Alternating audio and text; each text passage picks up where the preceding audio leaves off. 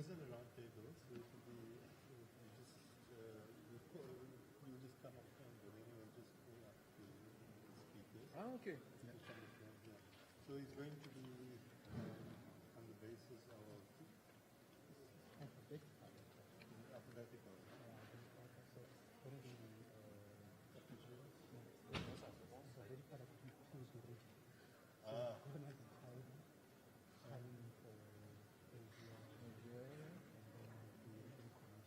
Okay. I know America is first. America is whatever it is, that they can order in that order. GEOS, Angelica, and So I mean, I think sounding about looking at the discussion about the associate, I think it's going to be maybe a complicated discussion because we have countries that are a bit reluctant. They don't like the way the text is written. So it's what we said yesterday, that we need to give time to the time to finalize the text. But I'm not even sure that that the next ExCom meeting would be acceptable to them, because they would like to see that taken in the plenary, the next plenary, and be present in the room when this is accepted. What about having a subgroup now after this meeting and come back tomorrow? I mean, you can't have an argument here. Postpone that, yeah, somewhat. Yeah. I mean, you can have a discussion, but if it starts getting... Well, you will probably have to get it presented. As soon as you start seeing that it's having issues, then you will make a proposal. So what is it? Do they need to look at the text and come back tomorrow, or what's the schedule? Or they just don't want to No, I think that there's a principle that they think it's too rushed and it shouldn't be postponed. It should be done orderly and properly. And what are the concerns? What are the concerns? Well, I think if we go to a subgroup, we should figure out who would be in that subgroup now. The point is you cannot force something through if there's anybody objecting. That's fine. That much I know. What I'm saying is, what I'm trying to understand. Already trying to find who should be on the subgroup. And for me, what I'm trying to understand is what is the issue? What are the actual issues? What's the exact issue? The exact issue is that the language regarding, for instance, the participation of the associate in the room during the plenary, this would be something that could bias the discussion, because the commercial sector could, for instance, be involved in discussion data policy or data exchange, etc. That's one thing which... Okay, so no, let's not put it this way. Now let's see people that have a subgroup who can be there. We can ask them to be on it. Dominique, Yeah, yeah, we'll do it now. Jose Romero, because of the Swiss issues. Because he sent an email this long yesterday with all... this went through the Jose. So that they're all Europeans, so we need other people. Who can have been that subgroup? Dominique Marbuty. I think we need to make sure that it's evenly balanced. Oh yeah. Yes, no, We're just throwing out no. names. So what we do obviously is we ask for volunteers. So But let's find out who would be. I think it's best to try. We'll ask for volunteers, but we'll ask these people to put their hand up. yeah. So who else could we go on that's not? Should we ask who else from a different region? we're gonna have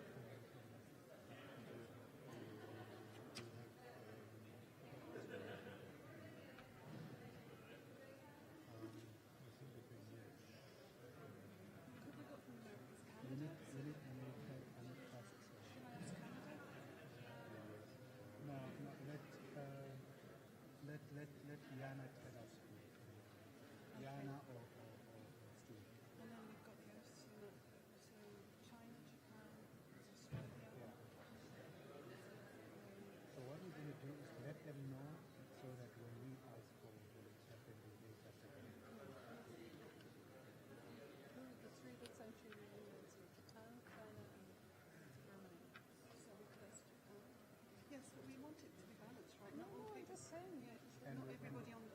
And we want the subgroup to go and re-look at the document and come with a proposal. Yeah, whatever it might be, like goes to next panel or whatever they come up with. Yeah, that might be good. The Bondi Beach are very nice. We do, yeah. It's like wanted the thing to go through. Okay, thank you very much. I'm still going to wait. Okay, so we obviously are going to have somebody represent. Yes, so we're going to have somebody represent. We're going to have somebody represent the Americas, Africa, and then Asia. So let them just be one. Yeah, Steve will go to if it turns now, Steve will go to ask for stop the conversation. He's going to stop the conversation and ask for volunteers for a short subgroup to small subgroup to look at the paper this evening. Okay. So, So we don't want to put any particular country on the spot. right, but we are going Damn, to that ask was for the plan. yeah, but we are going to ask for volunteers, but we don't want all volunteers to be from one side. So obviously we want France. The reason I thought of Jose Romero, apart from Switzerland, is that he's, there's no matter. But, You're but, this, absolutely right. but the Swiss objection, I thought, had been clarified. There's no issue. Okay. So we don't need them because of their residency of WMO. And this was a foil to Dominique who's a good There's that value. But so you have people there are identified others. from the other countries, other regions. The Americas, maybe Mexico. From her name, yeah, who is she? Would be she's here. What's the Paloma Meridio. she was on the panel earlier this morning. Can't remember her name. You're going to one her so I that don't want her now. Okay. We ask France, Paloma. We need somebody from. So South Africa are going to. And somebody from AOGEOSS. Yeah, that's still outstanding. Japan. Asia, I'll go to Japan. Australia. Australia. Okay. All right. I'll go to Do you want? Head to head between Dominique and. Yeah. Do you want some of the co-chairs? Then you might need a. Do you want a co-chair there?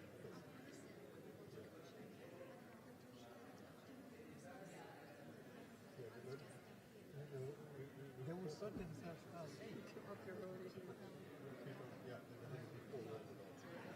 No, it has to be one of us. And Patrick's not here, so me or you. I'm happy to do it. Huh? I'm happy to volunteer. To go and co-chair. To be a part of this split session if it's needed. Okay. Not as a co-chair, but to give a little bit of senior management feeling to the meeting. That's if it's necessary. This is all if necessary. If it becomes ugly. So, If necessary. yeah, if we can't reach a resolution, rather than have a long drawn battle, No battles let's allowed. let it go for a little while, though, and have somebody behind it. Oh, well, we've been So talking to I it. think we should start, right? Yes. Good afternoon. May we please take our seats?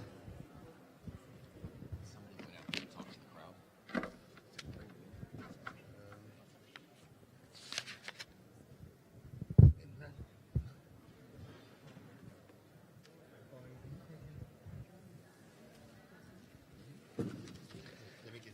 Yeah. So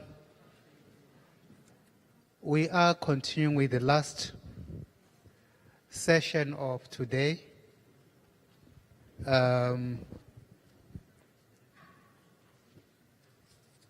Where we are going to be having a series of presentations. We have indicated earlier on in the morning, as we did the opening remarks, that we have committed, amongst other things, to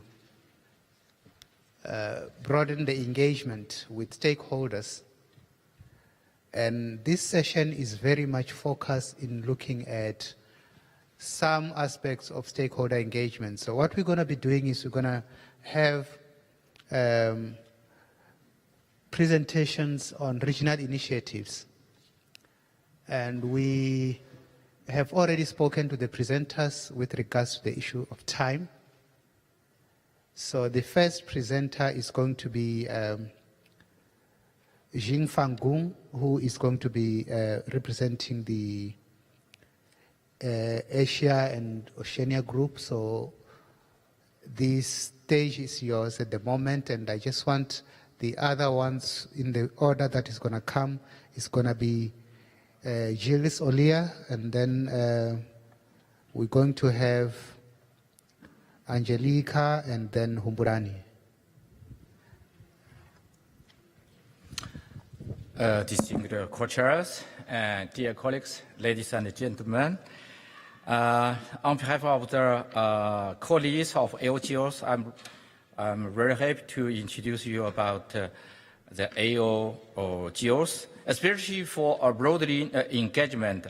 And instead of to give you a general presentation, I will talk about essentially for the pilot study Mekong River Basin. Our AOGEOSS activities is divided into two parts. The first part is for applications and service. So we have 9 task groups for the application and the service. We have also organized 3 task groups for functional tasks. All the works and the guidance of the caucus meeting and the caucus principles. This year we have passed a really busy year, and we have the first AOGEOSS conference in Dechin, and several days before we have the 11th GEOS Asia Pacific Symposium, and we released the Kyoto statement for AOGEOSS. We have realized that in Laos, in Dechin, and in Nepal, 3 training courses, and received really success. Okay, after 3 years of AOGEOSS work, we have worked hard and we have obtained a good success. But we realized that all the task groups and the works exist individually and isolatedly. So this is like an image that we can see here. Every small pictures looks really beautiful, but together, so we don't know what we can do with the whole AOGEOSS.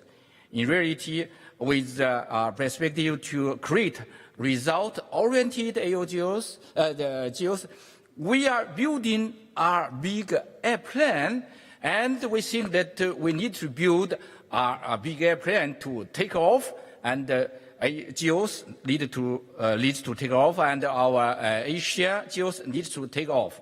So during the Dechin's conference, the coordination board decided to set up a pilot study over Mekong River Basin. Why Mekong River Basin? Because there are regional countries, sub-regional countries from Cambodia, Vietnam, Laos have showed that they are big interest to use the EO technology and data and information to resolve their problem, especially for the sustainable development and for the disaster mitigation and to respond to the climate change. And many very detailed requests has been formulated during the conference. So we decided to work together over this region. Over this region, we will try to call more engagement from different parts of the resource of our region. For our observations, we will try to use the Japanese Earth observation data, the Gulf data from China and the Korea remote data, but also we will use the institute data which will be acquired from the sub-region from the different countries. So we will accumulate space, air, institute data of the region. We will try to develop the power of our regional technological tools, like the Open Data Cube developed by Australia of our region, and the DS developed by our Japanese colleague in Japan, and the Spectrum Earth technology developed by China, etc. And we will try to use our knowledge acquired during the past years from different task groups. So we will utilize existing infrastructure, resources, and capacities. So after, we will try to work together with different task groups and with all three foundational task groups, and to respond to the regional needs and to create a science-police interface. And in the middle of the slide, you can see during the GEOGEOSS AP Symposium, we have tried to map our different task groups, the activities to the sustainable, the UN sustainable goals.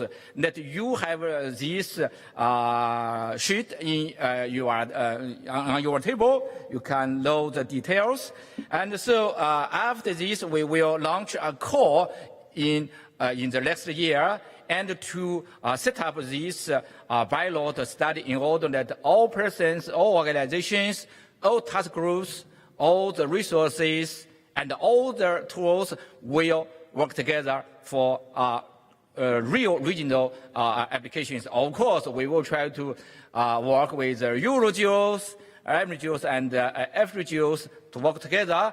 Also, I would like to thank to the CEOs, because CEOs had put the AOGEOSS and the Mekong River pilot study as one of the elements of the CEOs core chair initiative of this year. Thank you very much. So we will try to launch this, and let's demonstrate GEO's multi and transdisciplinary capability.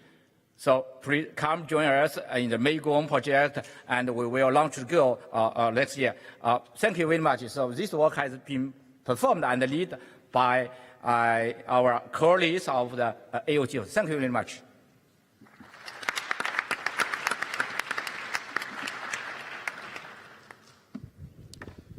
So we are now just going to move immediately to the presentation by the representative of the European caucus, the European.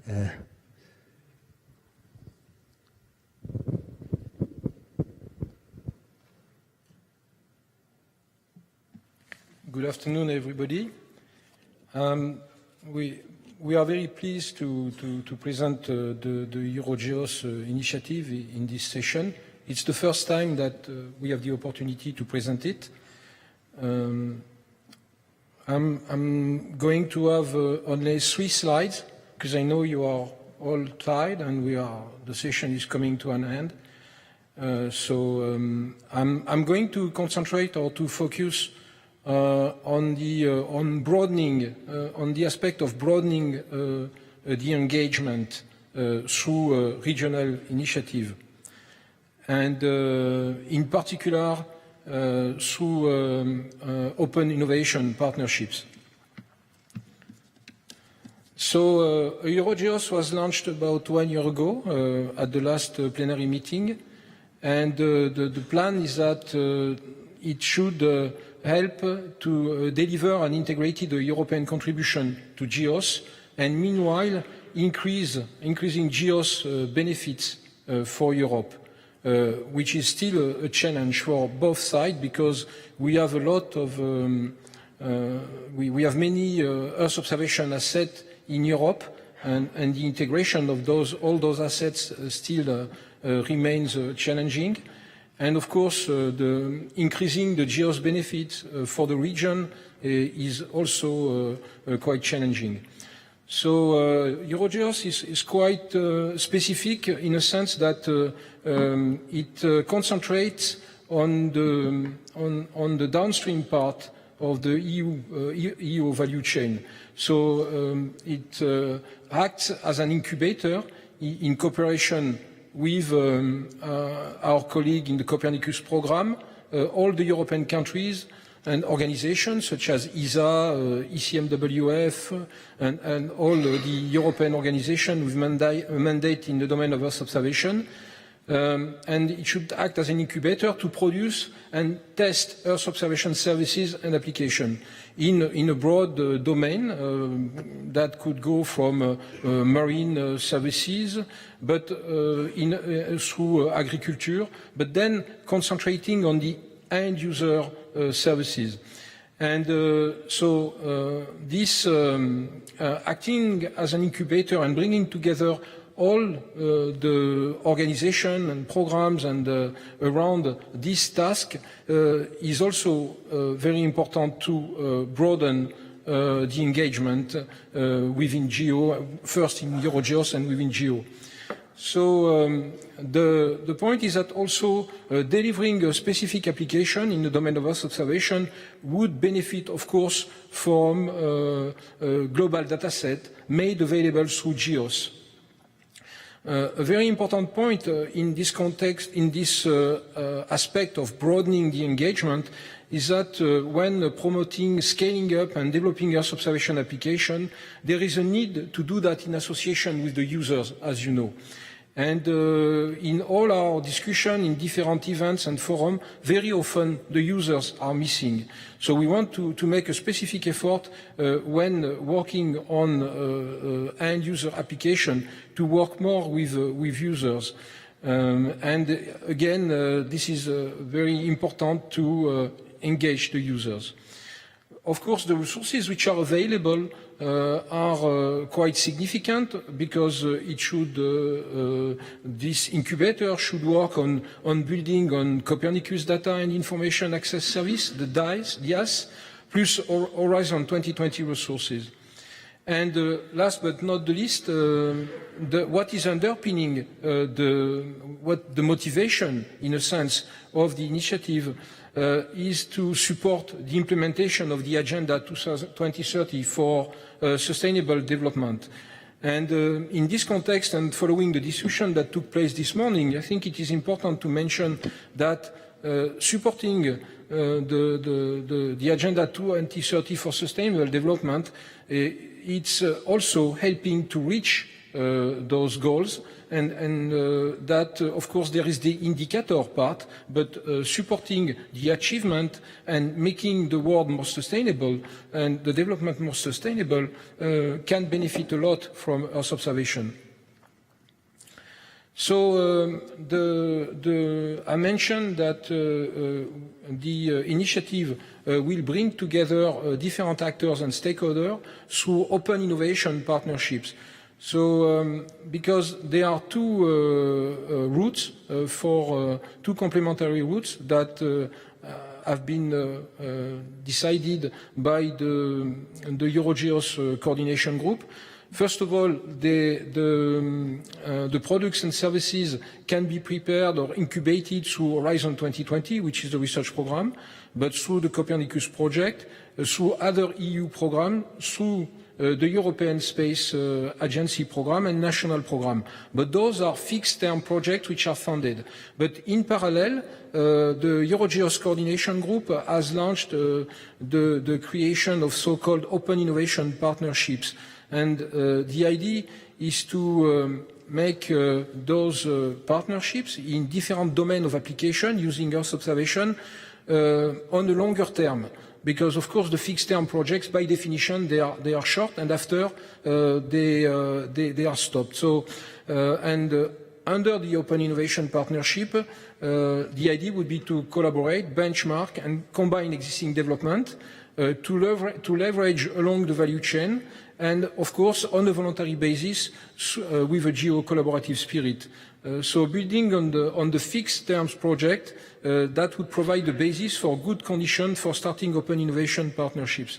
So what I would say is that, of course, we are not starting from scratch because there are many applications or products and services already partly developed or fully developed, but we have the specific thing in Europe that those applications or those initiatives, they are not always working together.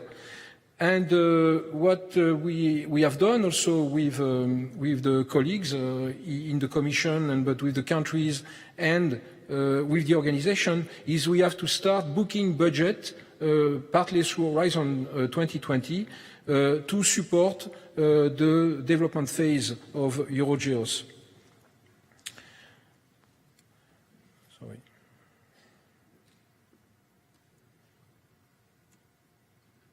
Both.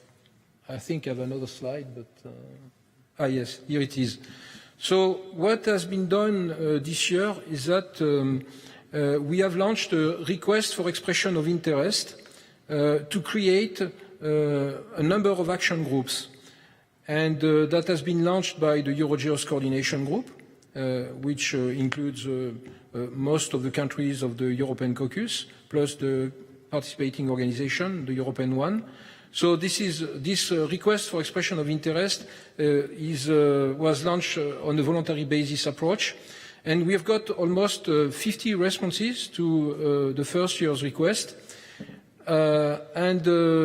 So after processing of those expression of interest, we have received we have created cluster in 9 topical areas.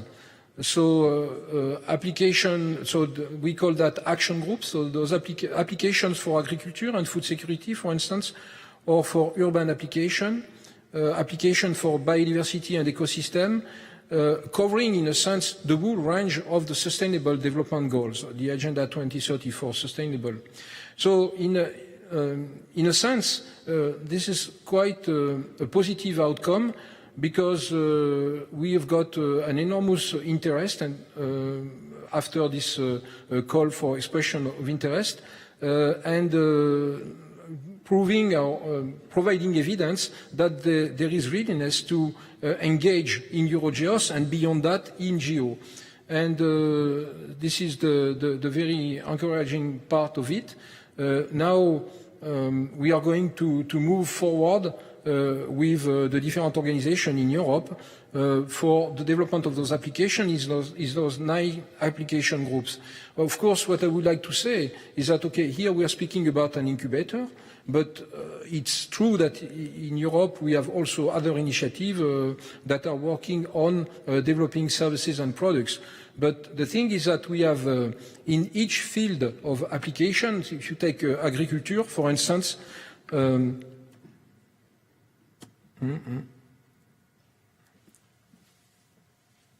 in the domain of agriculture, for instance, if you look at the situation only in Europe, we have a lot of EuroGEOSS precursors, meaning a lot of activities that are dealing with the provision of services and products or application in the agricultural domain. We have, for instance, the TEPS at the European Space Agency, which is working on food security. We have the Antares program, which is in Serbia, so it's at national level. We have also an Horizon 2020 project, AOGEOSS, which is also dealing with agriculture pilots, crop monitoring and services. And the interest of EuroGEOSS in this context is to bring all those activities together to streamline the process and to have a more rational approach for the development of the products and the services. So, and this applies to all the Earth observation application domain in Europe. Finally, I would like to thank you, and I couldn't resist and to end up my presentation with this view of Kyoto and Osaka, imaged by Copernicus, by the Sentinel-2B of the Copernicus program. And this is on the ESA website. Thank you.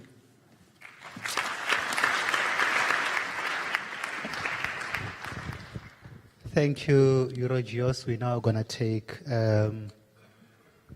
AmeriGEOSS. Angelica is going to be doing that presentation.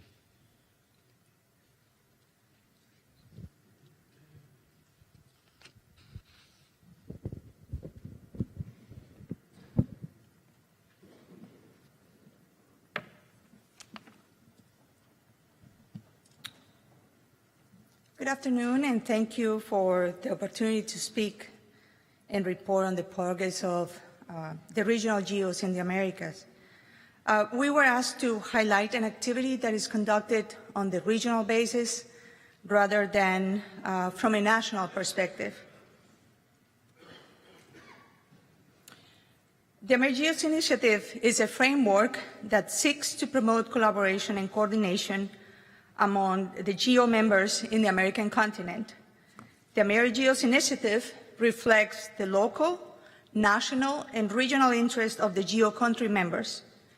It is entrenched in the institutional and technical capacities of its country members and seeks to address observational gaps, develop actionable tools and services, build partnerships, and increase the institutional capacity. To achieve these goals, AmeriGEOSS will leverage existing expertise, training, technology, and efforts in the individual countries and across the region, and apply the knowledge and capabilities of partner members. Foundational activities plays an essential role in the implementation of GEOs in the Americas. AmeriGEOSS seeks to increase institutional and personal capacity through cooperation, acquisition, and sharing of technology, training, and through the engagement of experts, stakeholders, and decision makers in the process of decision-making and implementation of sound policies. The AmeriGEOSS portfolio for the capacity-building activities includes the GeoNetcast Americas, AmeriGEOSS Platform, the AmeriGEOSS Week, and 17 projects funded by the U.S. supporting GEOs in the Americas. The near real-time global network of satellite-based data dissemination systems is designed to distribute space-based airborne and in-situ data, metadata, and products to diverse community lacking high-speed internet access. This user-driven, user-friendly, and low-cost information dissemination services provides information as a basis for sound decision-making in the AmeriGEOSS priority areas, including disaster resilience, food security and sustainable agriculture, biodiversity and ecosystem sustainability, and sustainable water resources management. As of October of 2018, more than 80 receiving stations were in use in 60 countries in the Americas. Our role is to promote the implementation of the system throughout the region and to provide instruction in the use of the system for various applied activities. Data contributors include Argentina, El Salvador, Costa Rica, Brazil, and the United States. Since 2017, products including GEO-XV and JPSS data have been added to the GeoNetcast America broadcast. More GEO-XV products will be added in the near future, and GEO-XV data will be added to the broadcast as well.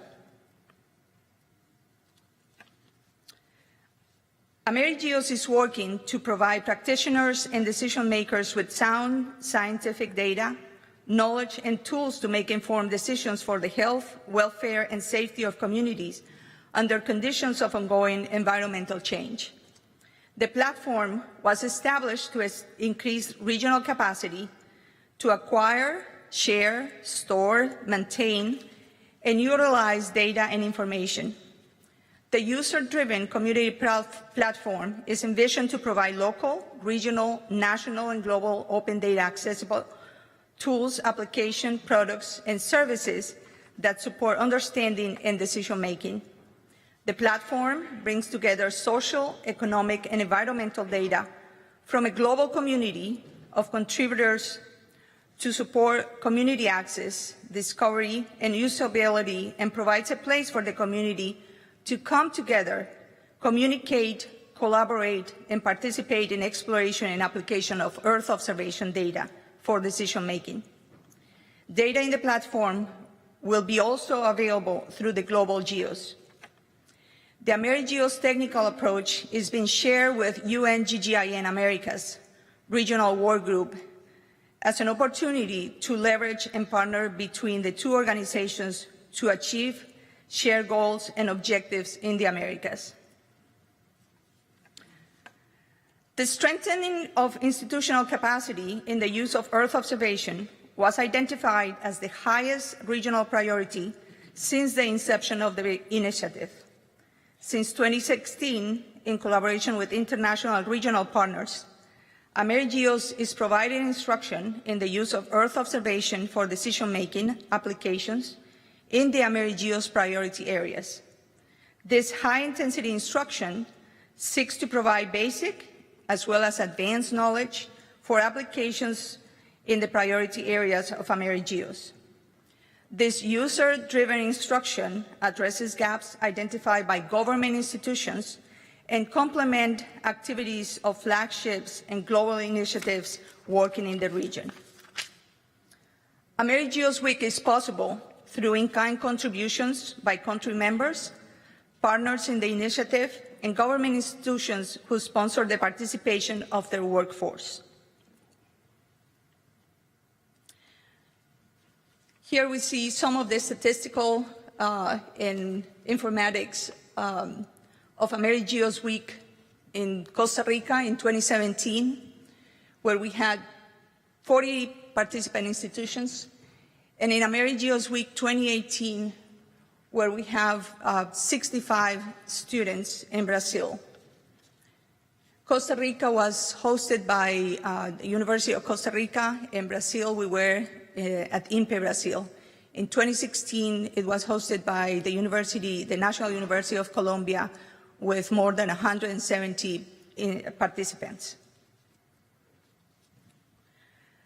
The instruction provided during the AmeriGEOSS Week has been instrumental in the collaborations between American and Latin American scientists in 17 projects sponsored by the US in the region. 4 projects are specific addressing gaps identified by the AmeriGEOSS community, while the other 13 projects are connected to activities under the flagships and global initiatives such as GeoBond, GeoGloss, GeoVeneer, and others in the Americas. The AmeriGEOSS collaborative framework is playing an essential role in helping our region and its community to understand local to global implications, anticipate effects, prepare for changes, and reduce the risk associated with decision-making in a changing environment. Thank you.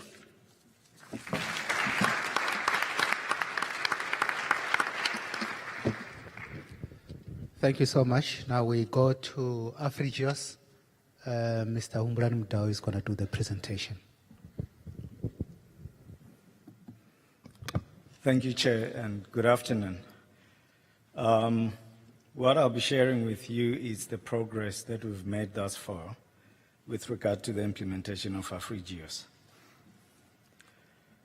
Just a quick context. You know, we're from the the second biggest continent in the world, which obviously that comes with a number of complex issues. But with that, there are a number of opportunities as well that we present in Africa. And we have begun to acknowledge or appreciate the role that Earth observation can play in ensuring that we contribute to Africa's renewal and the Agenda 2063 as set by the African Union. What is AfriGEOSS Initiative? When we proposed this to the GEO community, our thinking or the reflection at the time was that Africa was being left behind or was lagging behind in terms of contributing and participating in GEO. And therefore, we felt that we needed to create a platform that will ensure that Africa becomes an equal partner. We are not targeting only the 27 member states in GEO, but we are also working very closely with other African states which are not members so that we can ensure that they become part and member of GEO. We're working with a number of national and regional institutions because we believe that if we begin to influence policy and ensure that those countries have national policies that will result in ensuring that this country become organized and become contributors to and use Earth observation. We also value international partnership, but for us it is critical that we are referring to equal partnership. We are creating a platform that ensures that there's matchmaking of international capacities and capabilities with that of Africa. And for us, that is critical as AfriGEOSS. We organize into 6 thematic areas, which of course underpinned by capacity building, including data infrastructure that's required. These thematic areas are also mapped to the Sustainable Development Goals because it's critical for us to contribute to that agenda. We are working with quite a number of institutions in Africa and globally to ensure that we build the requisite infrastructure that's required for us to be able to exploit Earth observation data and create products and services that are tailor-made or responding to the African needs and requirements. We are also working closely with the astronomy, the radio astronomy community in ensuring that we build on, or we do get access to the infrastructure that's being availed as part of the African Data Intensive Research Cloud, which we're looking at a node which is an African Research Cloud to ensure that African countries do get access to information and data. We have an African land cover working group that's looking at building a seamless African land cover. We're working with international partners. What's critical here is to ensure that we build capacity in countries in Africa to ensure that we look at the impact of the change that's happening in terms of land use and land cover. And this is a typical example of what we've done in South Africa already, where you look at the various sectors, economic sectors, and see how the influence of the impact of land cover has in a number of those sectors. Typical example of how the urban growth is happening in some parts of South Africa. With the second driest continent, and therefore water resource management is critical, and we do have an implementation, a coordination team that's looking at water. This is a typical example of a small, medium, very small company that's providing and working with governments across Africa, and this is happening in Luwa Plains in Zambia. We've worked with EC, JRC, in ensuring that we begin to customize and localize the global human settlement layer. As you know, the rapid growth, urbanization in Africa, it will be critical that we do provide the information at a local scale. We have about 40 countries that are coast states in Africa, and therefore that represents a huge percentage of the entire 54 countries in Africa. The issues of oceans economy, the issues of governance, protection of marine resources, it's quite critical, and therefore we're building capabilities and capacity to ensure that Africa can tap into the vast oceans resource base that we have in Africa. Food security is quite critical. We've begun to customize or localize GEO-XV to look at what we call AfriGEOSS Initiative, where we will be looking at building capacities in those countries in Africa. How we organized? We do have a steering committee that meets. We do have implementation coordination teams, and we have annual AfriGEOSS Symposium. We have the first one in Zimbabwe, the second one was in Ghana, and the third one was in Gabon, Libreville. But it is important for us to, of course, request the GEO community to look at the outcomes and what exactly the Africans feel and how they want to implement Earth observation in Africa.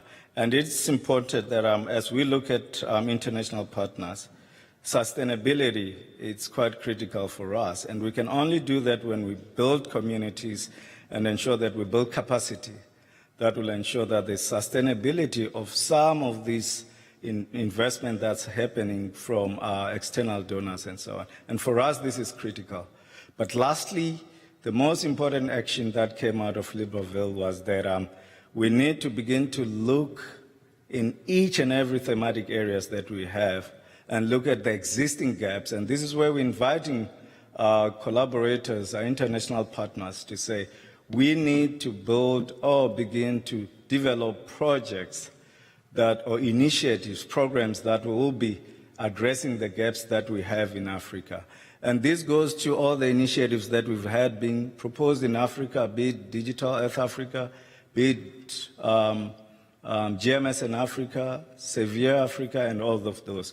And we would like to work with you to ensure that we do plug or address those gaps. Thank you, Chair.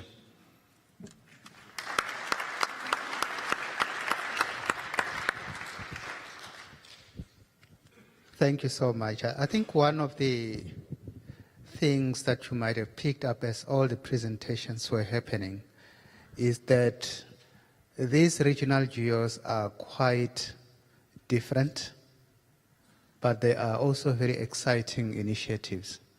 And I think on the basis of those issues, it was necessary for us to have some kind of reflection on what kind of structures these are and what is their role and positioning within GEO.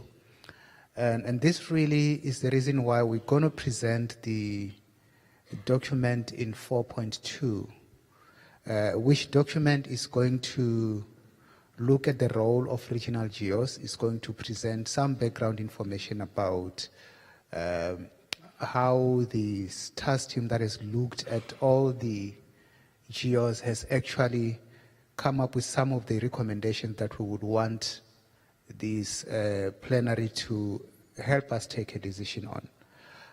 And I'm going to be asking Imran Saluji to do that presentation of this document. And then we are going to have you engage us on the possible approval of the document. Thank you. Thank you, and good afternoon to everybody. As the co-chair has indicated, we are asking you to look at document 4.2 on regional GEOS, on regional GEOSs.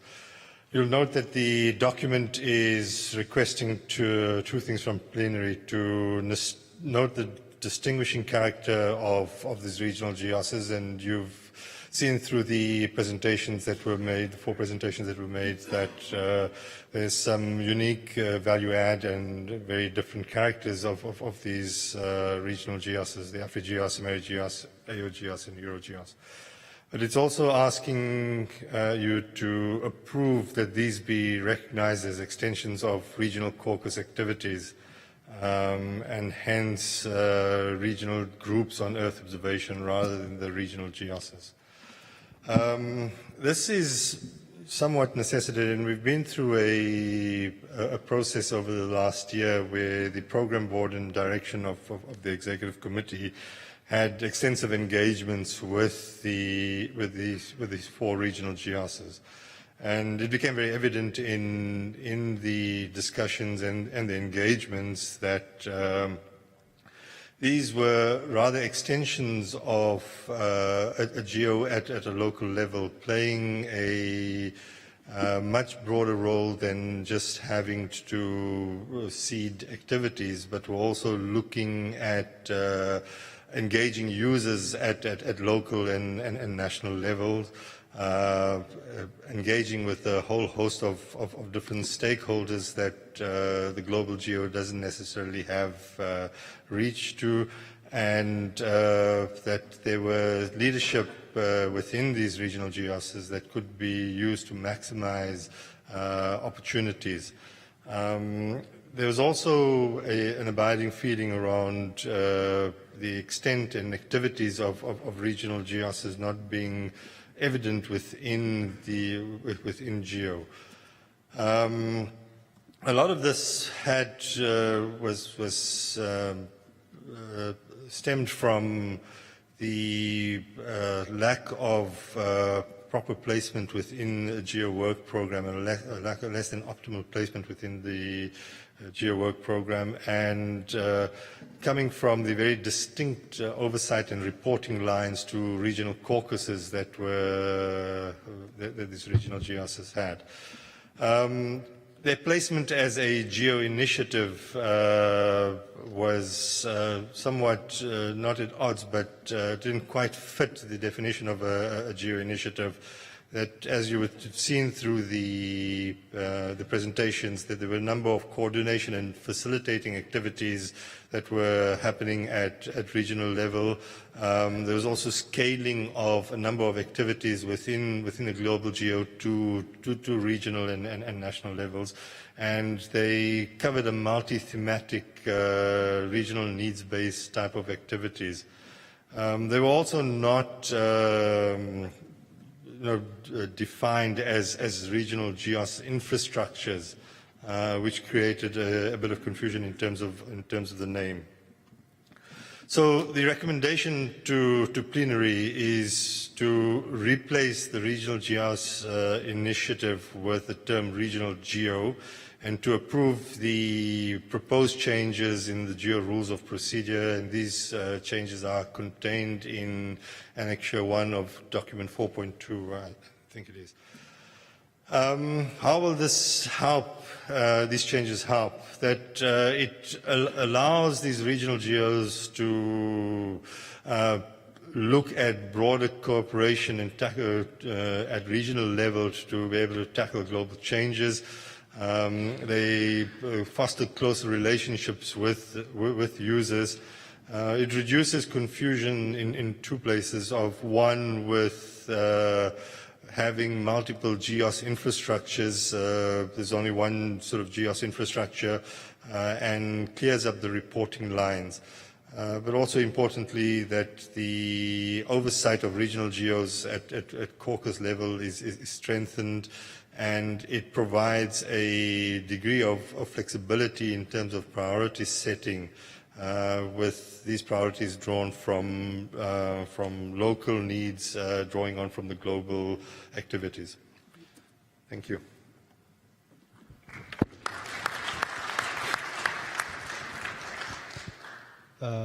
Thank you so much. We want to then present this to hear from you.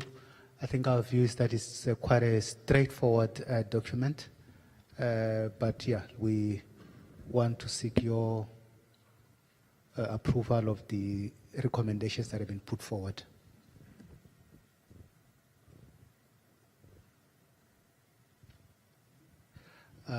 Yes, I can't quite see here. I've got issues with. Okay. Thank you, Chair. Well, I agree with the rationale for the document. We certainly need to put some order in this regional initiative, but I have two comments. So the first one is a kind of clerical comment when describing in the 8.2 the function of these regional groups. It says regional groups on Earth observation, no, sorry, the definition. A regional group on Earth observation is a coordinated set of geo-activities. Well, it doesn't stand too logically for me. I would say is a coordination arrangement that, etc. So that's a group. It's not just a set of activities. There is some central coordination. And then I would also add, also looking at the presentation we just had, I would like to leave the flexibility from this regional coordination mechanism to also develop some regional infrastructure to develop and deliver products and services. This is, in fact, as I well understand, is what AmeriGEOSS is already providing. So I will keep this flexibility, and I would add a bullet in the 8.2 to be written like a regional GEO may develop and establish compatible with the unique nature of GEOS the infrastructure to access information and services at regional level, because I think this is compatible with what at least two presentations we just heard. Thank you.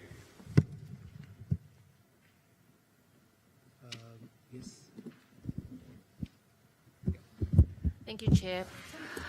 Japan appreciates the effort of the program board and agreed to its proposal. Japan has hosted the GEO-Asia Pacific Symposium for a decade as a platform for sharing data among the Asia and Oceania countries and developing capabilities and sharing knowledge. We also have contributed to the solving problems in the Asia Pacific region as a member of the AOGEOSS Initiative.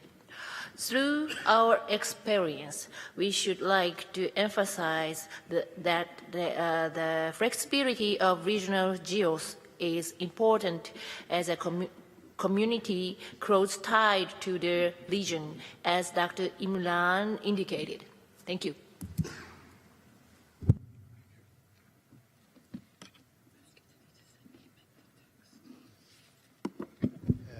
Thank you so much. Do we have any other hand? And at the same time, what we're going to do, we're going to ask Italy to provide us with the amended text in line with your comments. There is a flag that I saw this side. Yes. Okay, thank you, Chair.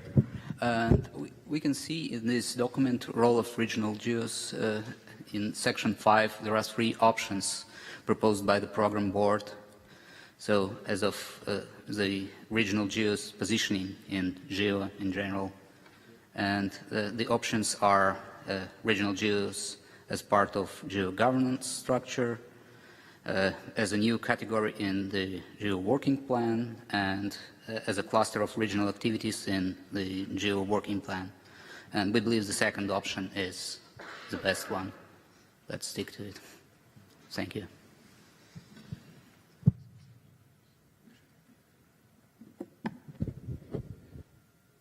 Okay, I see you getting some applause from the Finns there. Yes, you go. Thanks, Chair. We are very pleased to see that regional GEOS has played an important role in the coordinating regional activities. We agree replacing the term regional GEOS with the term regional GEO, and recognize the role and the function of regional GEO in the rules of procedure. We support regional GEO as a new category in GWP. We also recognize that regional GEO should be overseen by AOGEOSS. China is willing to work with AOGEOSS members to fulfill this function. Thanks.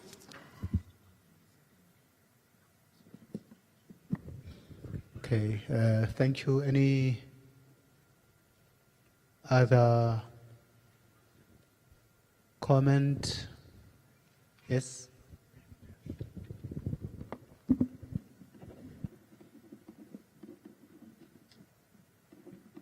You are not, you have been recognized.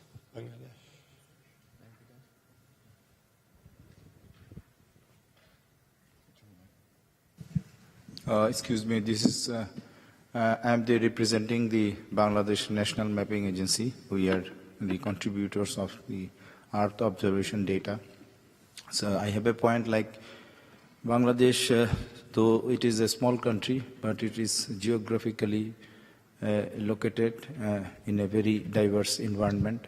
And there are innumerous rivers which is entering the country from the northern side of Bangladesh. So this is regarding there are drastic changes in the landscape because of the water distribution policy of with the neighboring countries.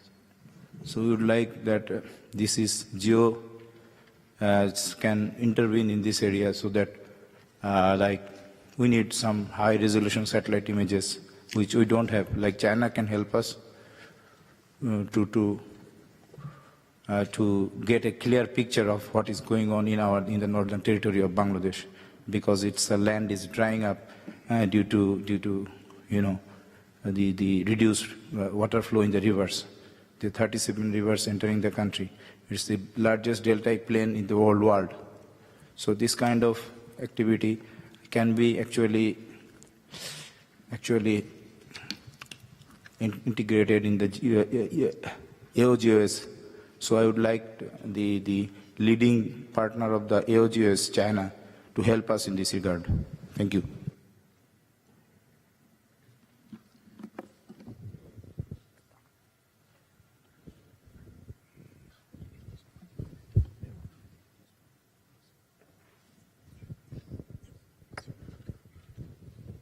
So, Chair, I'd like to, if I can, make an observation back to Italy's point about the regional geos should be identified as having the ability, as I think I understood, to generate products or services that are focused on the region itself.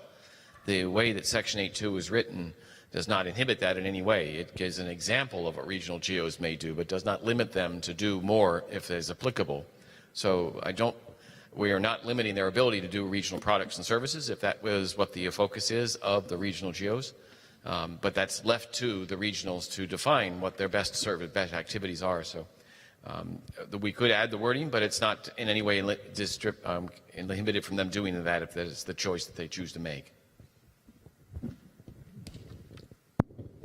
Thank you. Do we still have any other views in regards to this? I think the one issue that was picked up, of course, in the whole activity of looking at this regional initiatives was that some of the activities that were happening were purely on the basis of what capabilities existed in the various regions. And there have been also work that was being done towards ensuring that these regional initiatives actually collaborate and work together, which has been quite helpful. I see the flag there. Yes, you recognized.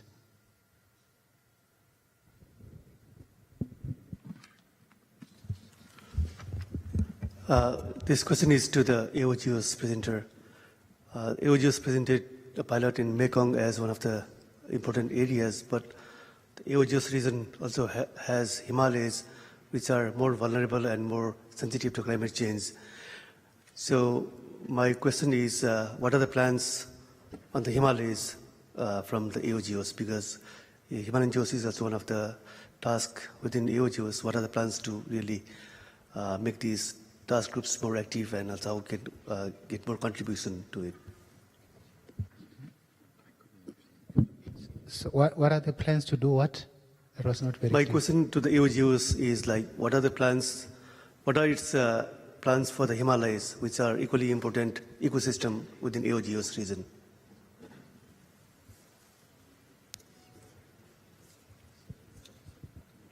Okay.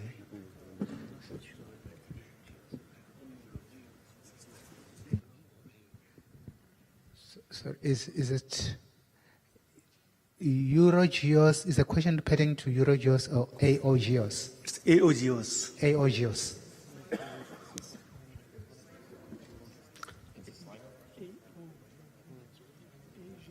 Yeah?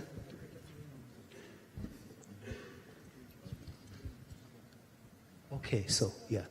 Okay. So I think what we'll probably do in your case, we'll just have a quick bilateral as soon as we're done here, just to try and deal with it. So I suppose we probably will also want to move to close this item, but I just want to see if there's some who are still begging to make an input. Okay, so In terms of the proposed recommendation that has been put forward,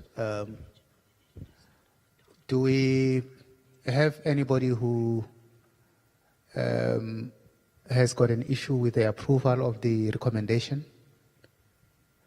We are going to obviously make a reflection, and when we present tomorrow the text as people have been suggesting, then we'll deal with the issues of how far that one is going to go.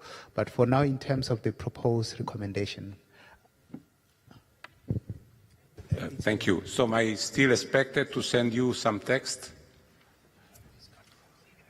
If you feel that the explanation given here was not satisfactory, we should do that. If I may, so there is in the point 8.2 there is a long list of may. So why don't add just another may? That is more also to understand where to put this eventual infrastructure in the work program. So just to recall that, as the paper is explaining, that there is to some rearrangement to take place, and on which I agree. So let's put another may, and everything will be more clear. That's okay. Yes. Yeah. So I'll send you some text. Sure. Chen. Regarding to the question just asked about the AOGEOSS, it was just funded the last year, and we had about 21 member countries. And just in the slides of Professor Kuxingfa, he already mentioned we will have a lot of activities, like we were training our peoples, and also we will support our people for the satellite images, and also we are up here for some projects within this area. If you have more questions, maybe you can contact with our AOGEOSS concourse, with AOGEOSS members to discuss more about it. Thank you, Chairman.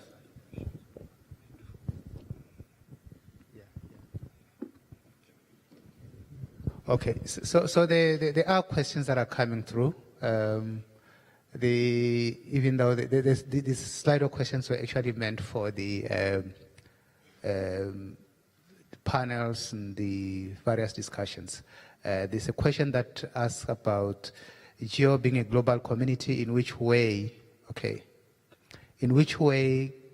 can GEO put mechanisms in place to ensure that attendance to the GEO plenary equally reflects this global mix? So the question comes from Anonymous. I think we probably would like to think that at this point in time the participation in GEO is pretty much open. That is why we have an issue of the membership, the participating organization, and we are also going to be presenting a document that will also open up some discussions about what other categories we're looking at. So can I then move to get the approval of the document and the recommendation? And in that instance, I don't seem to be hearing or seeing anything that contradicts or that says we shouldn't approve that recommendation. So do we then look at this previously, or the initiatives that we referred to as regional initiatives, that they become regional GEOs, not GEOs, but regional GEO. Okay? So I think that's then considered as approved. We're going to then move to the presentation of the document that is going to be the last for this session. And this document is the proposal for the creation of an associate category. And this document has its origin in one of the commitments that we have made. We have initially indicated that the three issues that we have looked at, it was advocate, engage, and deliver. And as part of engagement, we talked about engagement with stakeholders, engagement with the private sector, and it is really during these engagements that some of the thoughts and the ideas come through, and one of them is really to look at the proposal to create a geo-associate category. I think before Stuart presents this, it's important to indicate here that the recommendation that we're putting forward for approval and discussion here is not in any way meant to change the conditions, the roles, and or the privileges of the GEO members. So that really is quite critical, and it's been one of the issues that have guided the engagement that has led to the document and the proposal. So I'm just going to hand over to Stuart to take us through this document. Thank you, Stuart. Okay, thank you very much, Chair. And I'm going to try and be really quick with this presentation. Our Secretariat was very smart. They chose the one person in the room who's probably most motivated to get to drinks on time. So you guys, I'll whip through this presentation and we'll get on to hopefully a short discussion at the end. So I've just got a few slides to show you. Basically, the paper in front of you addresses two key issues. One is that there is current ambiguity in the language around the participating organisation eligibility criteria, and secondly, that it proposes a mechanism, this is the associate category, which will enable us to get a greater range of organisations engaged with GEO, including the commercial sector. So just reminding you that when we met in 2015, our ministers asked us to broaden our engagement with stakeholders and to include and to strive to bring the commercial sector into GEO for engagement, and this is a mechanism to do exactly this. We also together agreed to our stakeholder and engagement strategies, and these again identified that we were on this pathway. And I would highlight that it's been 3 years since we met at the ministerial and we still have not achieved this outcome. So time is ticking. It would be a big shame if we turned up next year to the ministerial again to our ministers and we had not actually concluded progress with this effort. So the proposal in front of you is firstly to tighten the eligibility criteria for participating organisations to clarify the ambiguity that currently exists, and the words are in front of you in the paper to describe that. The second proposal is to create a new category of GEO associates which will be able to contribute and participate in GEO work program activities. That's nothing new. They can already do that. They will be able to contribute to the GEO Trust Fund as per the current rules of procedure. So we're not changing that, this is already there. They will, however, be able to reference their organisational affiliation with GEO. They'll be able to say, we are part of GEO, and that's important. They'll get invitations to come and attend GEO meetings, plenary, symposiums, data providers, workshops and other GEO events. And they will be able to make interventions at plenary, but only on topics that are not presented for plenary decision. So they are not going to be part of the governance, but we will be able to hear from them and we will be able to benefit from their perspectives, which is the aim of this process. Who are we talking about? We're talking about non-governmental, not-for-profit organisations that have a national or subnational mandate or scope, and or commercial sector firms.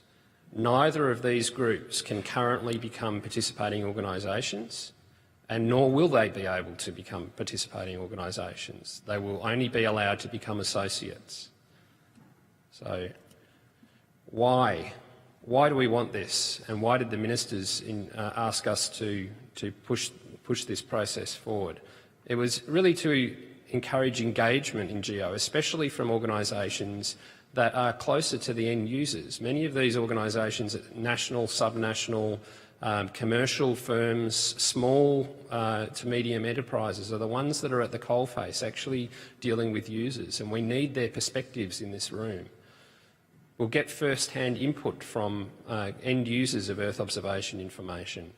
It will also help us broaden our focus on the support of economic growth through partnership and engagement with the commercial sector, not in any exclusive way, but in a broad brush way that understands the motivations of people in the commercial sector and how these enterprises could benefit from applying Earth observations.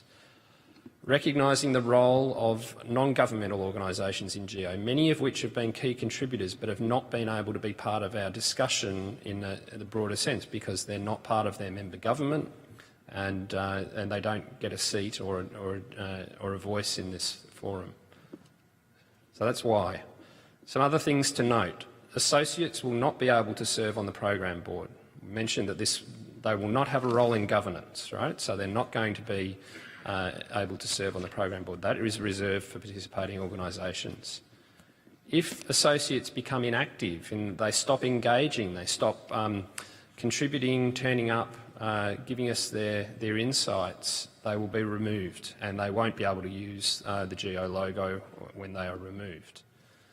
And observer status will also now, because of these changes, be limited to countries only. So only countries, member countries, or non-member countries who may be interested in becoming members can become observers. So the proposal in front of you, and XCOM debated this yesterday, what we are suggesting is that Plenary approves in principle the establishment of the new GEO associate category so that we do not have to wait for another year to get this to happen. That Plenary would delegate XCOM to resolve any outstanding concerns, and there are some that we are aware of within the room, regarding implementation of the rules of procedure changes to reflect this change. So what we're asking for is in principle approval to go forward with this and then to work between now and March to finalise the final adjustments to the rules of procedure that would reflect this, so that by the end of March we can have an associates category in place, and by plenary and ministerial next year we can have GEO associates attending and sharing their insights about how GEO and the commercial sector can work together, as well as the sub-national NGOs. So that's the proposal in front of you. I'll pass it back to the Chair for debate. Thanks. Thank you so much. So, and I think you've covered and presented the ESCOM's recommendations and requests properly.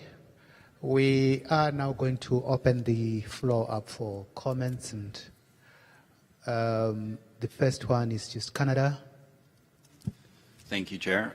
Canada is supportive of the creation of the new associate member category and looks forward to the increased benefits to GEO's work program in terms of innovation, knowledge, capabilities, resources, and data.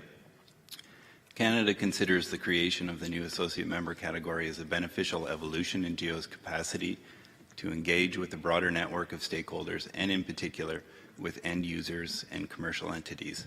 Canada also supports moving forward on the creation of the new associate member category expeditiously by March 2019 so that it could be in place in advance of the ministerial in Australia. Thank you.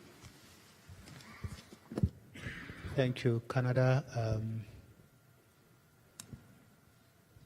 Okay, yes, you are recognized, and then after him it's going to be you, and then I saw another flag this side, so we start here. Okay, so this is French delegation speaking. Thank you, Chair.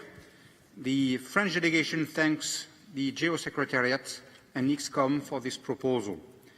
France fully supports Section 1, i.e. the proposed modification for participating organizations, eligibility criteria.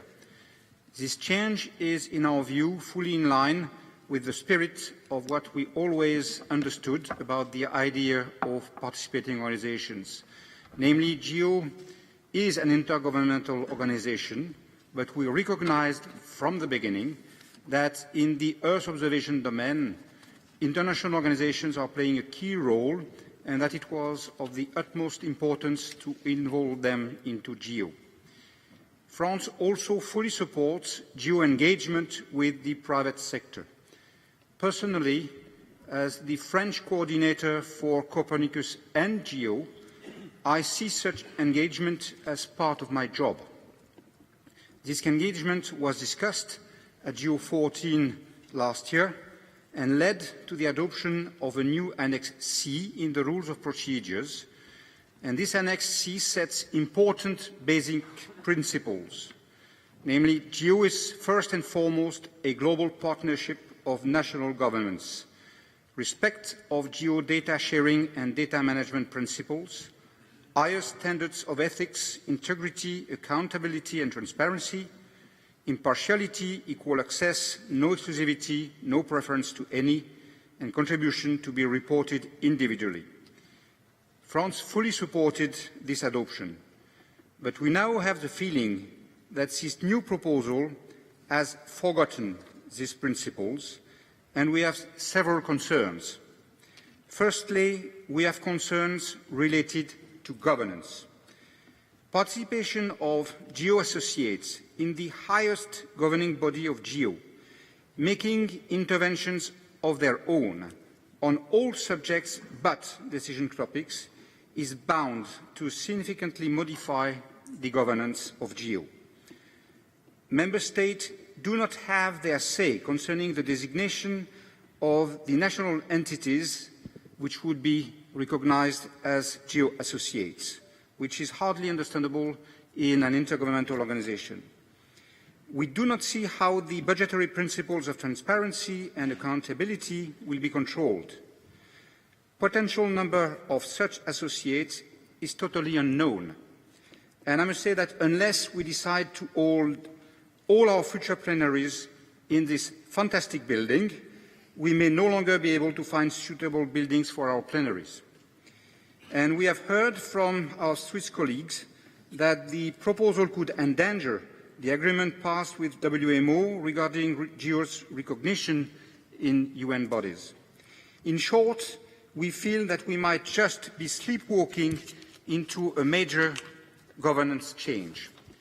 And then we also have concerns related to ethics.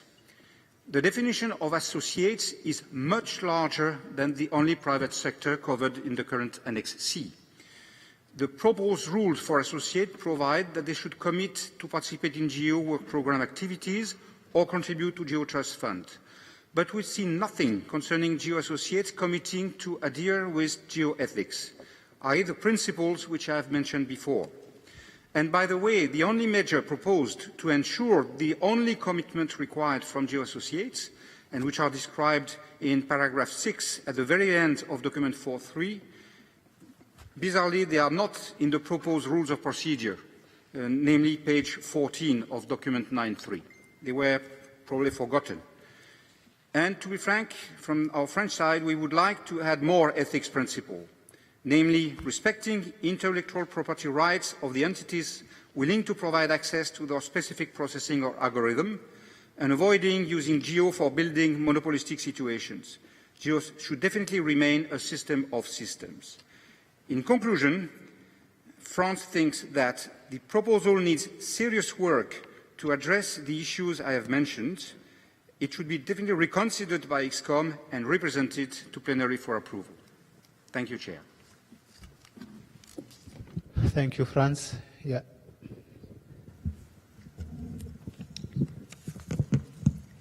Thank you, Chair.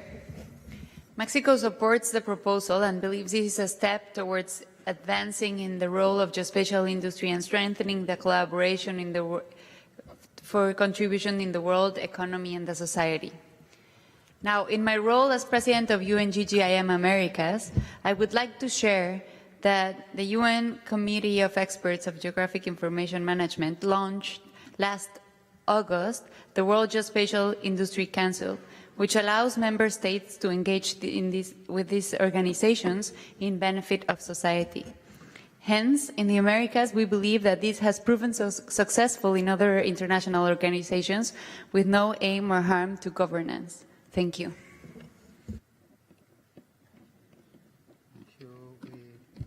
going to come to China, and then I've recognized the handy side, and then we're going to come here. Start here. Okay. Thanks, Chair. Based on the needs of GEO, we fully recognize the value of engagement of commercial sector firms, national and subnational organizations. China agrees to have them as a new category called GEO-Associate. But at the same time, we request to have discussion about the criteria of the GEO-Associates and the way they participate in GEO. We uphold that GEO is an intergovernmental organization with public good foundation. Thus, we believe that member countries or the caucus should review the requests of GEO-Associates received by the Secretariat before they are presented at the Executive Committee for formal approval. Given this, we suggest adding the description at the end of the paragraph in item 2.4 of the Rules of Procedure as subject to the general principles and the rules of the GEO governmental membership requirements. Thank you. Okay, so we come this side. Do we not have a hand this side? Oh, sorry. Yeah, yes. And then I've also recognized South Africa. You've been recognized as well. Thank you. Australia supports the establishment of the associate category. It will, in particular, be a lightweight and effective mechanism to engage small and medium-sized companies and national and subnational not-for-profits into our community. We need the capabilities and resources of these groups if we are to deliver on our strategic objectives. Engagement with these groups will give us access to new innovations and approaches, and in particular, it will provide pathways to take our work down to subnational and local levels. We won't be able to achieve our goals without engaging them. We are confident that any risks arising from the establishment of this category are addressed by the proposed changes to the rules of procedure, and note that the rigorous controls around the trust fund, the procedures governing the work program and the Annex C principles guiding engagement with the commercial sector will remain in place. Okay, there was Germany, I think. Yep. Thank you, Chairman. Germany is also very supportive of GEO's inclusiveness and working with the private sector more intensively within GEO. We always supported that. So we also could support the creation of a new category of GEO associates in principle. For this, we think we need clear rules and principles to guide this collaboration. Also, we need clear and agreed criteria and mechanisms to manage the processes of this category in order to preserve the character of GEO as an intergovernmental organization, as well as for practical reasons. So we share most of the concerns expressed by the French delegation. In this respect, we see the necessity to do further work on the respective rules of procedure here and are not yet ready to approve them. Thank you. South Africa. Thank you, Chair. South Africa as well fully support this proposal.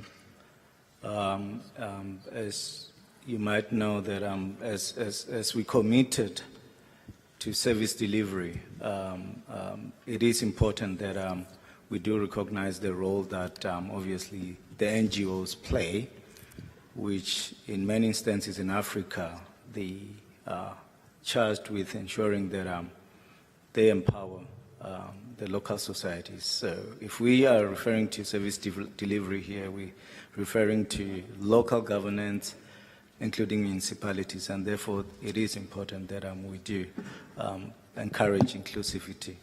Secondly, we are fully supportive of the recommendations that if there are still any outstanding issues, that we should trust in the geo-governance, we should trust in the Geo-Executive Committee to provide that leadership, as it is critical for us to promote the small and medium micro-enterprises, which will play a huge role in ensuring that there's service delivery in Africa. Thank you, Chair. Thank you. We got Spain.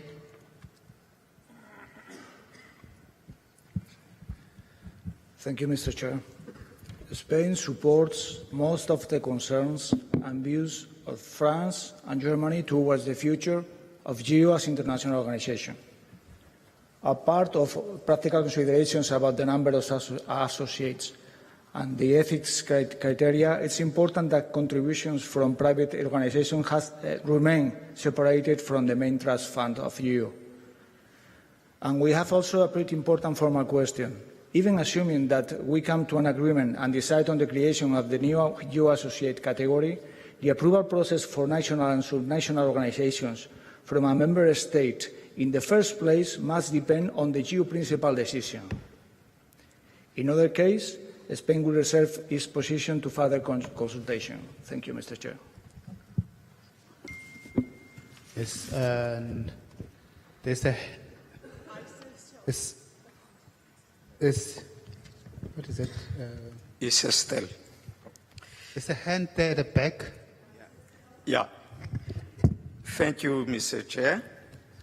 I'm newcomer in GEO, and forgive my English because you can feel some French pronunciation like one speaker.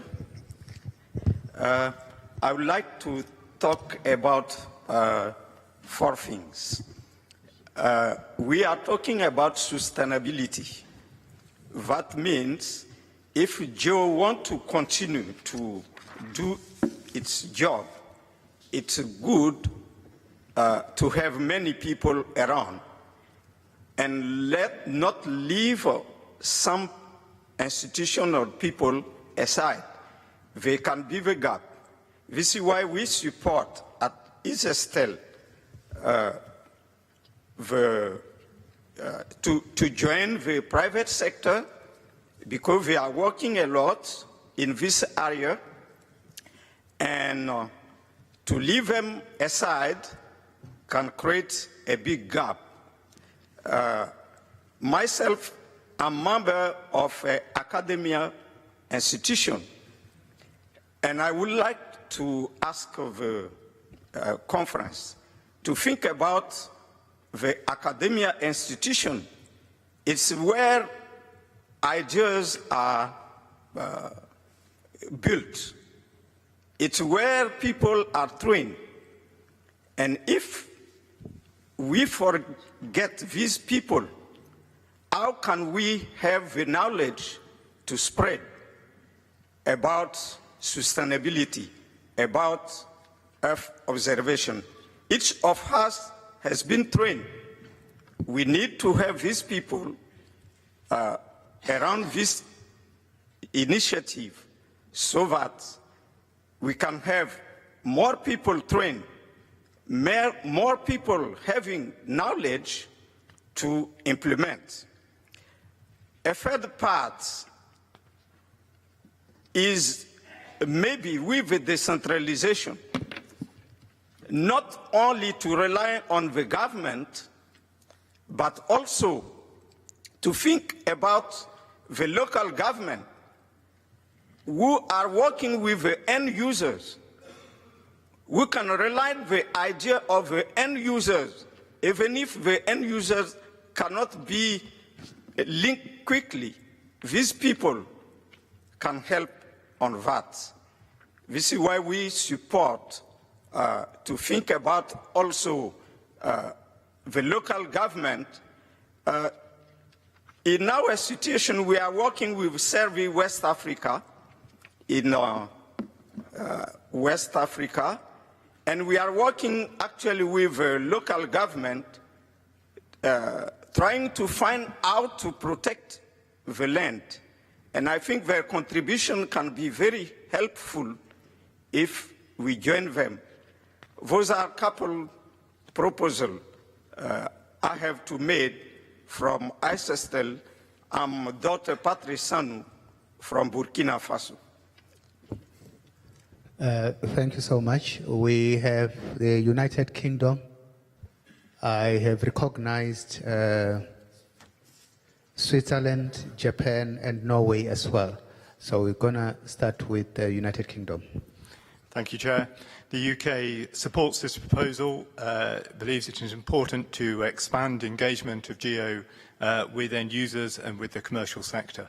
However, we do recognise that some of the details of implementing this change are still to be worked through, and particularly to ensure the transparency of new engagements and adherence to the principles of GEO, particularly in relation to ethics as well. But we support the proposal for ExCom to work this through its processes and provide the details. Thank you. Thank you so much. Switzerland. Thank you, Mr. Chairman. So I think GEO is not the first organization and not the last organization that is discussing how to cooperate with other partners and associated partners. I think we are not the first and not the last, so the discussion today is very useful. And we also think, the Swiss delegation thinks that we consider it's necessary to continue the work on the exact modalities of this cooperation, of this participation of the associates. This work, you proposed it has to be conducted by the ExCom in full transparency. I think this is important, but what you forgot is in consultation with the governments. And with this regard, we would sustain what our French colleague also said, that we come back at the next plenary with a proposal, with a concrete proposal that would include the consideration of the GEO principles, those on transparency and ethics, and these should be fully implemented in the final rules we will adopt next year at the plenary. So not only leave it to the ExCom, it's important that the ExCom takes the lead on that, but the last word should be within the governments. Thank you so much. Japan. Thank you, Chair. Japan recognizes the importance of collaboration with the commercial sector. Therefore, we would strongly like to propose for GEO to prepare for necessary rules for implementing GEO associations and achieving their transparency. Thank you.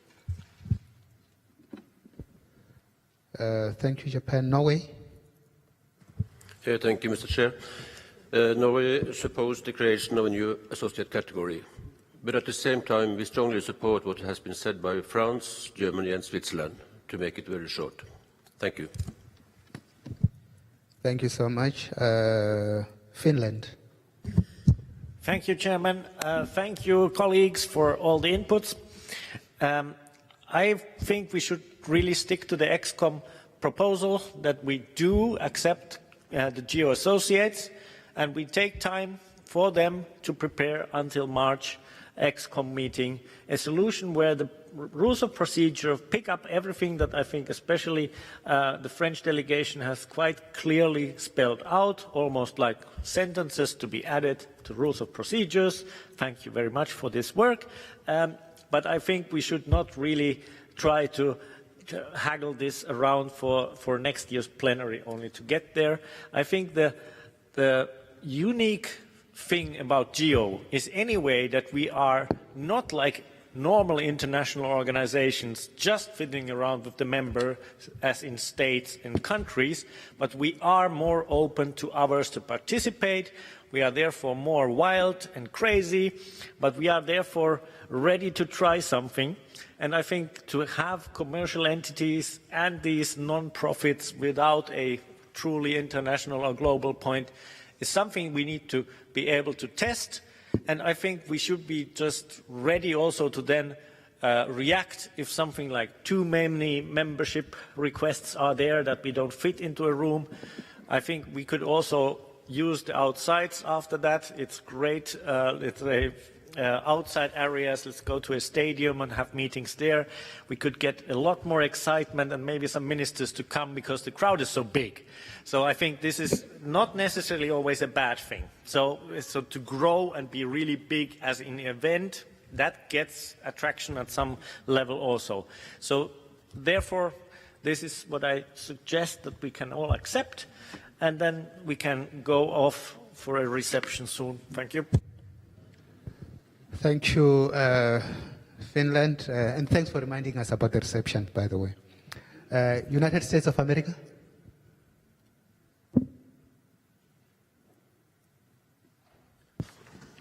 Thank you, Chair. The U.S. endorses the proposal to establish a GEO associate category. We concur that this approach is consistent with both the intent and the spirit of our strategic plan to promote inclusiveness and draw participation from diverse stakeholders in the mission of GEO. Over the past 2 years, actually since the ministerial, as Stuart pointed out, in Mexico City, there's been a strong momentum that has been steadily building for broadening engagement with NGOs and the commercial sector, which are not eligible for PO status. The proposed action would be an important show of progress towards the goals in the strategic plan and the prior ministerial goals that would be presented at the 2019 ministerial. The proposal delegates language, the final language, to the ExCom to work out the details and address concerns that were stated in plenary, as both Finland, the UK, and many others suggested. We would also point out that this proposal is very consistent with the decision just taken on regional GEOs, recognizing the need for local solutions and engagement. And listening to the comments this afternoon, there does appear to be a lot of support from the regional GEOs for the proposal. So again, the U.S. strongly supports the creation of the associate category. Thank you, United States of America. Italy? Thank you, Chair. We take the opportunity to thank the government of Japan for hosting this plenary, and also to thank the GEO Secretariat for organizing this plenary in this terrific location. Italy supports this proposal of a creation of a new category because we believe the participation of a new organization, especially the private sector, will enhance and will make GEO stronger and more visible and more impacting on the at a different level of a policy-making process, and will be very useful for the future of GEO as a whole. Thank you. Thank you. Italy, Australia? Thank you, Chair.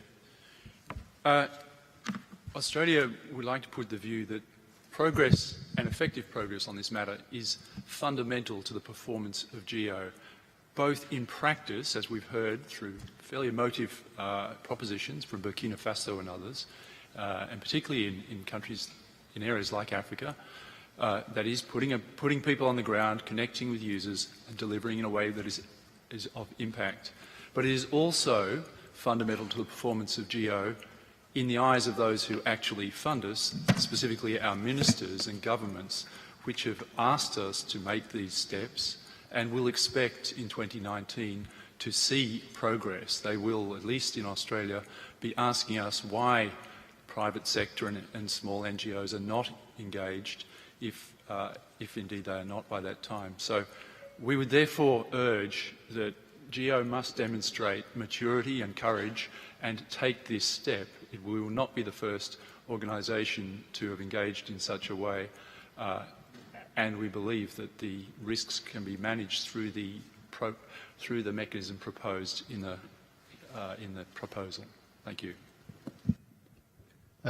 Thank you so much, Australia. Then we got Sweden. Okay, thank you, Chair. We would also like to express our support of the proposal, and in principle we have the same opinion as provided by, for example, Canada, Australia, and also South Africa, as well as others. And we also trust that ExCom actually can put this forward and come to a conclusion until March. Thank you. Thank you so much. We probably seem to have exhausted everybody here who want to raise the issues. I think it is fair in reflection to say that we don't have anybody who rejects the proposal. We have people who support the proposal and people who've got concerns that you want addressed for the document or for the proposal to come back in one refined form or the other. So I think just to really make it simple for now, what we're going to suggest is that we have a small subgroup that will help us try and consider the comments that have been made, especially in trying to just address some of the concerns that have been raised, so that we can then see how best we can address those and come back with a recommendation that will have now accommodated everybody. And I think the reason why we're doing this, of course, is that we all know that we do not take decisions here by majority. We try to reach consensus as much as possible. So in living up to that particular spirit of GEO, we will then request that we have not the whole plenary, but a few representatives who obviously will probably be at least be equally distributed in terms of the various regions of GEO, who can then assist in going up and cleaning up and considering the comments that have been made, so that we can have a document that we can then say, now we're ready to bring back here and move forward. Can I see by a show of flags who's going to be? I see Australia.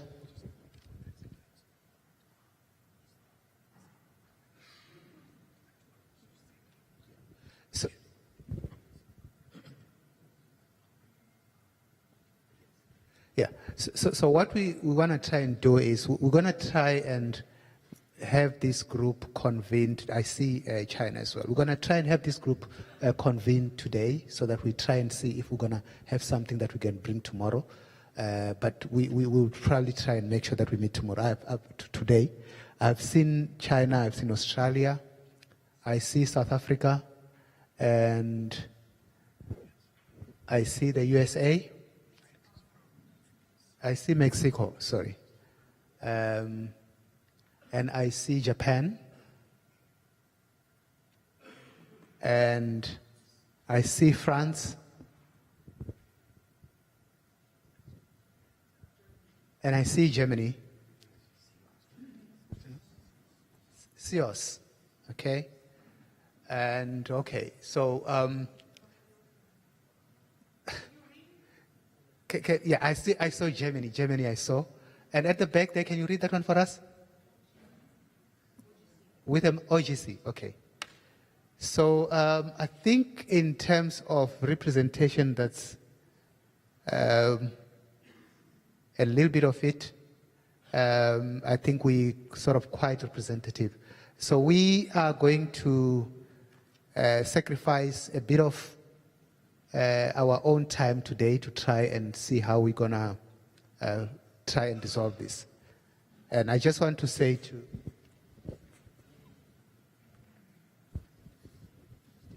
Yeah.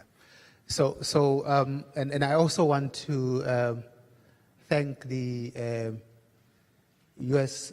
co-chair, Steve, who's going to facilitate and lead this group in the various engagements.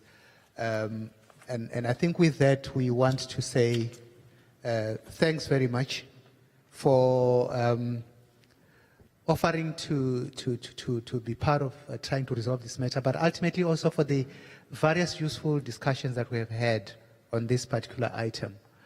I think with the work that has been done today from the beginning of the opening session, the various plenaries and the panels, we are wanting to really appreciate your contributions. The team is going to be meeting in room 101 at 6:15, which is like in the next 10 minutes. And then, of course, there's going to be a small matter of a reception, which I think we're going to be assisted by somebody in terms of telling us where that reception is going to be happening. Japan.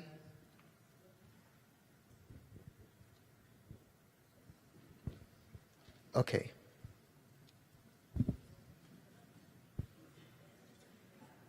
Yes, thank you.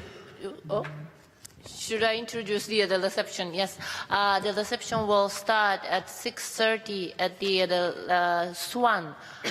One floor down? No? Yes, almost. Almost one floor down, and it's easy to identify the place, I think. So please come to the Swan restaurant at 6:30. Thank you. Okay, thank you so much. We've done with the day, and I think we have ended the reception, but we need to make sure that whatever we take at the reception, we are here tomorrow at 9 o'clock.